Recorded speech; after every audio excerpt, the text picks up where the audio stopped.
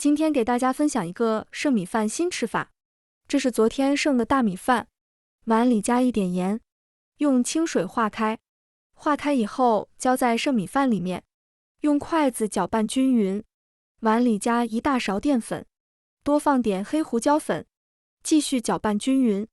分次加入适量的面粉，边加边搅拌。手心里抹点食用油，揪一小块饭团整理成圆球。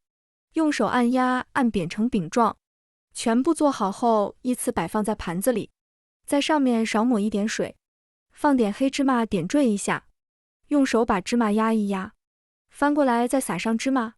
锅里多来点油，油温5成热下入做好的饼坯，中间用筷子勤搅动，炸至两面色泽金黄即可捞出控油。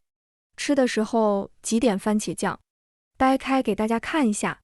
吃起来外酥里嫩，口感非常不错。